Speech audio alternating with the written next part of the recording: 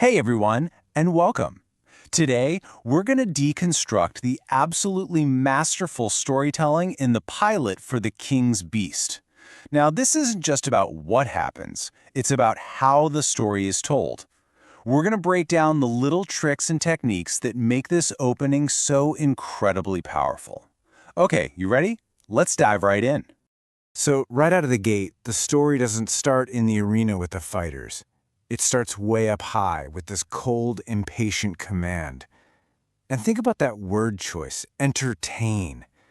It immediately turns the fighters into objects, into things for amusement. So right away, we know we're not with the warriors. We're with the powerful people who see life and death as their own personal theater. That single line just sets this chilling tone and tells you everything you need to know about the power dynamic before you've even seen a single fight. And that chilling point of view, well, that brings us right to our first section, a game for rulers. Here, we're going to really look at these powerful figures who treat human lives like it's just a casual afternoon diversion. Now, what's so smart about this choice is how it frames the entire conflict. By putting us with the spectators first, the writers are basically telling us that the real story isn't the fight itself, It's about the entire system of power that made this fight happen. The fighters, they're just pawns in a much bigger game. And you pretty quickly realize that these rulers, well, they're not all the same. On the one hand, you have this patient, almost clinical voyeur who just gets this weird, detached pleasure from the whole spectacle. And on the other hand, you've got the impatient master who's just like, get to the bloody part already. Both of them are equally cruel, but their different attitudes show this fascinating and honestly pretty disturbing dynamic. They're not just watching a fight, they're literally consuming people's lives for fun. And then you get this line. Man, it is so sharp. This isn't just some throwaway banter. It's a commentary on privilege and power. It's this subtle jab that just cuts right through all the polite talk. And it shows you the tension bubbling just under the surface. They know exactly what they're doing, and their own safety is what gives them the right to enjoy someone else's suffering. All right, let's move on. Because just when you think you've got the rules of this cruel game figured out, the writers introduce a piece that's about to flip the whole board over. Get ready for The Bronze Giant Awakens.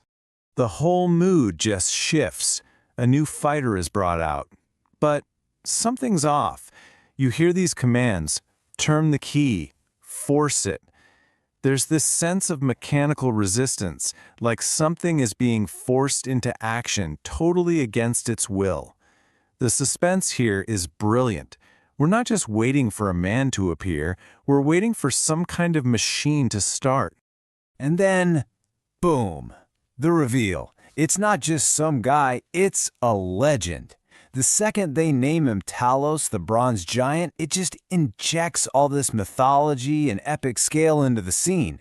The energy in the arena, and for us watching, it completely changes. This isn't just another fighter, this is an event. And this is where the writers are just being so clever. See, this is a classic storytelling move, bringing in a golem or an automaton. They're leaning on our collective understanding of Talos, as this unthinking, unfeeling machine. They're setting up a very specific expectation in our minds. We're supposed to see him as a mindless weapon. Keep that in your back pocket, because the way they subvert that is the key to this whole scene. His power is just immediate and absolute.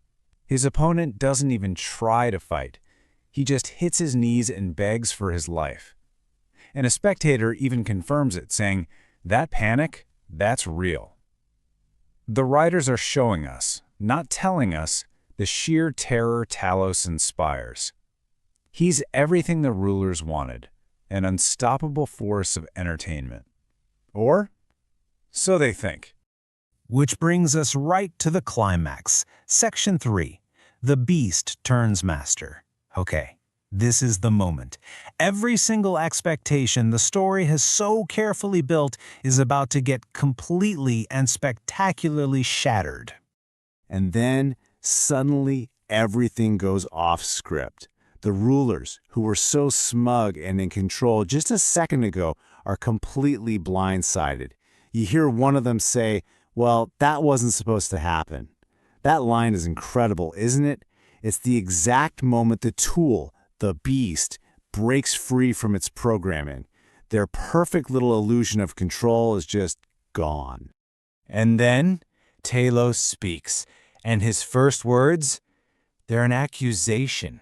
He's not just talking, he is holding up a mirror to his creators and throwing their dehumanizing label right back in their faces. He's saying, this form, this violence, this beast, this is what you demanded of me. The power dynamic has officially flipped.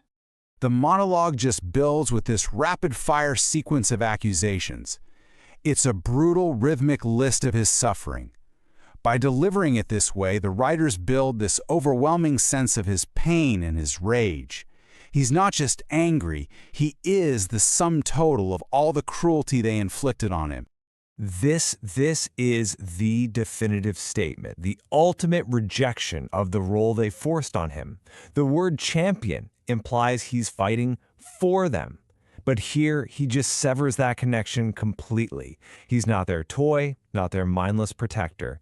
In this single moment, Talos transforms from an object into a subject, claiming his own identity, forged in the very fires they tried to use to control him. And he finishes his speech with this haunting final command. It's not a plea for them to see him. No. It's a sentence.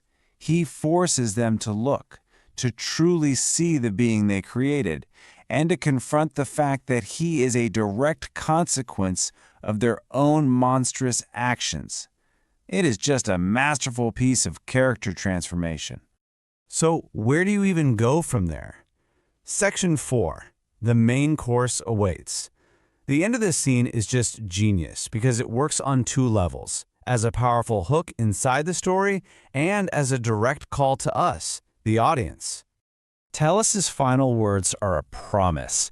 It's a promise to the rulers that their reckoning is just getting started, and it's a promise to us that the stakes are about to get so much higher. This wasn't the climax, it was just the prelude. And right as the pilot leaves us on that massive cliffhanger, the creator of the video does something really fascinating. They step out from behind the curtain and they transition from the story of Talos to the meta-story of actually creating the King's Beast. They start talking directly to us, inviting us to be part of the journey. And their strategy is laid out perfectly right here. First, the promise, which echoes Talos' own words, every chapter raises the stakes. Second, the ask for direct engagement, comment more. And third, the offer of exclusive, behind-the-scenes content to build a core community. It's a really transparent and incredibly effective way to build a show with its audience, not just for them. And so we're left with this question.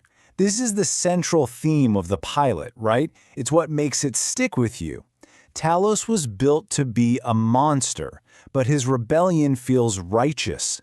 The rulers are civilized, yet their actions are monstrous.